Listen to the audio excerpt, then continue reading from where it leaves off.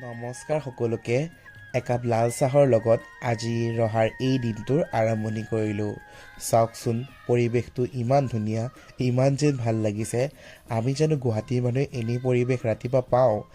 আৰু জানেনে, আলহী হোৱাৰ এটা কিন্তু বহুত ধুনীয়া ফাইদা আছে। গৃহস্থই ইমান ধুনীয়াকৈ আমাক ৰাতিপুৱা নাস্তা যাচিছে চাওকচোন। আৰু নাস্তাটো খাই কিনি মই আৰু যাৰ ঘৰত আছিলোঁ সেই ভাইটিৰ লগতে মই বজাৰলৈ গ'লোঁ 2-4টা বস্তু কিনিম বুলি। আৰু বজাৰৰ পৰা আহি দেখিলোঁ এহঁত খোপাৰ কৰ্দৈ চিঙাত লাগিছে। কৰ্দৈ বোলে খাব। কৰ্দৈ সোপা ছিঙি আনি কিনে খুৰীয়ে ধুনীয়াকৈ বনালে। ইমান যে সোৱাদ লাগিছে খাই কিনে। এবাৰ আমাৰ লগত আমাৰ খুৰীও গৈছিলে। আমাৰ খুৰী আকৌ জুবিন দাৰ বিৰাট ডাঙৰ ফেন।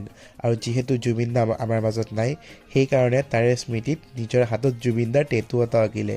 আৰু যিহেতু মই সৰু সৰু শ্বৰ্টছ বনাওঁ, সেইকাৰণে বেছি কথা ক'বলৈ নোপোচাইগৈ।